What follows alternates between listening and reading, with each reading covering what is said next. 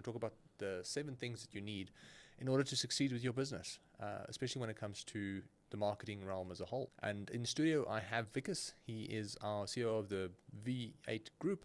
Dude, thanks for joining us, man. Hey, thanks so much for having me. So for those of you that don't know, we have a division called V8 Capital, and we invest in small to medium-sized businesses.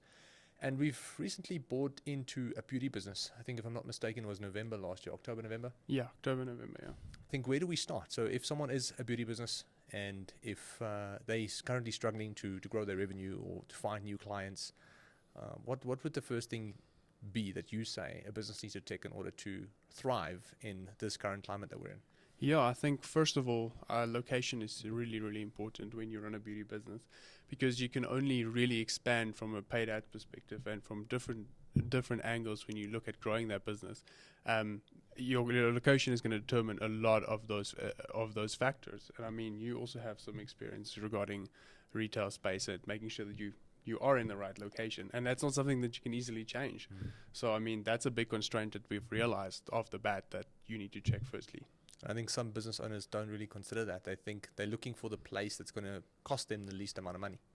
But sometimes that actually ends up costing you the most amount of money, because the cheaper or more affordable places might not be in the best locations. Yeah. And we've seen that with our own business that we've bought into. We know that there are much better locations around surrounding areas. I mean, what would make a good location? Yeah, I think from a beauty business side, it also depends on what treatments and stuff you want to provide.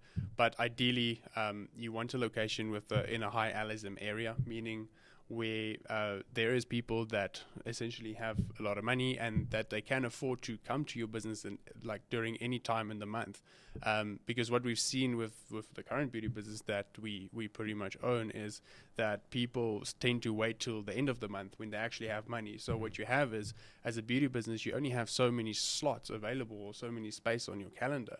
And at the end of the month, when everybody wants to book in that time frame, you can imagine how it becomes a mess, because now you only have a finite amount of time at the end of the month where you can service those people. So that's the biggest problem we've seen, where if you are in a better location, people will pretty much come throughout the whole month, which just increases your earning capacity by so much. Love it. And then what is your thoughts on the actual branding elements of it? Like, is it crucial to pay a lot of attention to that? Because I think a lot of people find themselves in a situation where they overcomplicate maybe that part of the business for themselves. They take the funding that they've gotten or the savings that they've gotten, and they put everything into a logo, a website, and a CI and a manual, and a menu perhaps.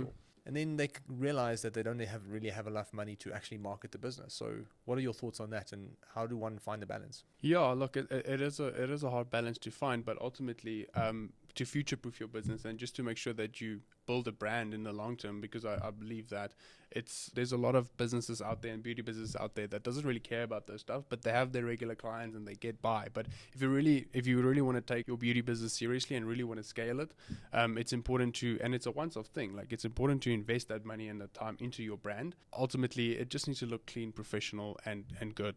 You just really need a good-looking, reputable brand that you can build on. Yeah, I think, and at the end of the day, you don't have to spend a fortune on a website, I suppose. You can have a single page. Yeah, we've been running without a website so far. Well, we haven't had the need for one yet, and we've been doing really good. Return customer rate's been good. Getting new clients have been good. Yeah, so from my side, branding is important, but ultimately it's not the end all be all, but understanding that having a good looking brand is super important if you really want to go the extra mile and make sure that you are future proofing your brand. Especially if you're going to run paid ads as well, just getting a brand out there that looks good is going to be important. So we spoke about location. That's the first thing a business needs. Number 2, obviously we need a solid look and feel so that people can at least feel like they're going to get a good experience. What is the third thing? So the third thing is pretty much paid ads, which is one of the most important thing. It's good to have a nice location. It's good to have branding that looks good and that make people feel like they're spending their money at a place that's legit. But when you move past that, you need eyeballs on your business. You need eyeballs on the offers you or on the treatments that that you do, and you need a clever way to get people interested in your business and to get people into your doors. Like, we've realized that only boosting posts is not going to really grow your business in the way you want it to, purely because that goes to a lower quality user on Facebook, and there's a lot of nuances to that. But all you need to know is, like, boosted posts is not the most effective way to really get your offers and get your treatments in front of the right people. Secondly, you need to really go and think of what are the treatments that's really popular right now, and what do your current client base like to come in for, and what are the treatments that you're selling the most of. And when you look at those are the treatments that you need to be actively promoting and be thinking of creative offers around. A classic way is just making the perceived value look more of the treatments that you offer, giving people a slight discount on the treatment itself for the first visit, plus then giving something for free that doesn't cost a business a lot of money necessarily, but also the client would see as valuable, if that makes sense. So we've got location, brand, paid ads. What's number 4? So number 4 is having an effective sales strategy, meaning the paid ads that you run, you can convert the most amount of them into actual bookings and people who actually show up at your physical location. So in essence, you can run ads, but what percentage of those, the people who engage with those ads, actually become clients? So what you're saying is you need a system to ensure that you convert a higher percentage of people that see and engage with the ads into leads and into bookings, right? Yeah, because that, like, a lot of businesses also, sometimes they get a hold of or they get a grip on their paid ad side of things, but then there's one person, and normally there's one person that actually follows up on the leads, but that same person has many different roles within the business, and that inconsistency might create a drop-off in the number of new bookings that you also receive, or bookings that you receive for the business. It can easily lead to small inefficiencies that has a bigger impact on the business overall, especially when you want to start measuring the predictable growth of your business, and which we all need to do. So we've got location, we've got look and feel, we've got paid ads, we've got the sales system that will help you squeeze more leads and bookings and revenue technically out of the actual ads that you're running. What's number 5? Yeah, I would say the next thing is, like, just really understanding what's going on in the market and what's popular right now, and making sure that your business can do those treatments or can provide those services. And then it's crafting offers behind those services and repeating the process of running that as paid ads and getting the leads in, getting the bookings in, and getting the show-ups. Makes complete sense. You just need to give people what they want. That's what I'm hearing you say. Yeah, 100%. Whatever people want, you need to try and implement that into your business in a way that it makes sense to you from a profitability standpoint, obviously. Yeah, and with that, we can actually just add the next point that we want to mention as well, is making sure that those treatments that we do promote and that we do put out there as ads, that those are sticky treatments, which I like to call them, meaning that if somebody comes in for the first treatment, that it's sticky enough that they'll potentially come back for more of the same treatments or different treatments that complement that treatment, because now we're spending money on acquiring a client. We're already spending money on acquiring that client, but now how are we going to make more money off of them? Because if we don't maximize, or if we don't focus on maximizing or getting a higher lifetime value per customer, we're going to have to continue looking for new customers. And a local business only has a finite amount of people in the local area. So the better we can leverage, the better we can leverage our existing client base and the clients that we're already paying to get, in terms of bringing in more income for the business, the better we're going to do ultimately month on month, and the faster we're going to grow the business as well.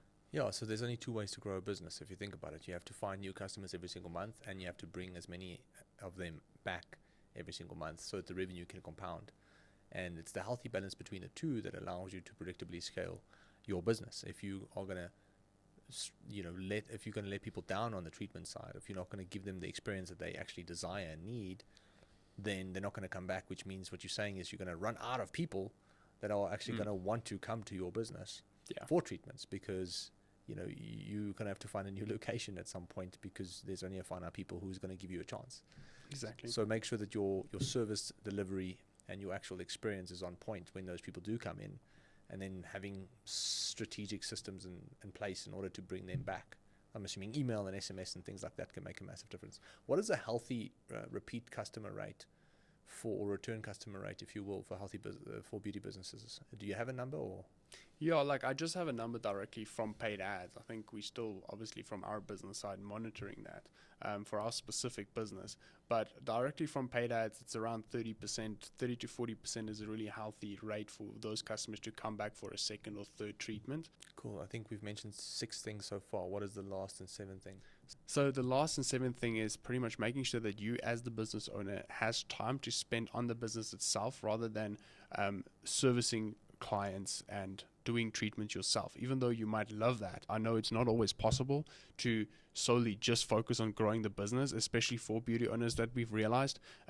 Sometimes you have to jump in for a staff member that's on leave, or sometimes somebody can't make it to the salon and you need to do treatment, which is fine. So I would say a good split is 70% spending your time on figuring out how we're going to promote the business, how we're going to grow the business, how we're going to get more customers back to the business, what can we do from a credibility branding perspective to improve the overall look and feel of the business and stuff like that. And 30% of your time, I would say, you can still spend on treatments and stuff like that, purely because that just creates the necessary space for the business to grow. So zooming out as a business owner, what I'm hearing you say is crucial. Focusing on these systems best you can, measuring all of them in terms of efficiency and efficacy is really crucial. That will increase the profitability, which will allow you also to continuously hire new staff should you want to continue expanding. There's a lot of noise in running a local business, any business. There's a lot of noise, but it's the art of you being able to focus on what is truly important that will help you move the business forward. Yeah, so if I can give some advice maybe to salon owners that might be doing this thing alone, or you have one staff member helping you with treatments, is it's almost like looking at the constraints of what's keeping you from growing. A lot of the time it's pretty much cool. Once you get enough bookings and leads coming in, the next best thing you can do is getting somebody to help you work those leads and help you make those bookings, because then you can focus on the treatments.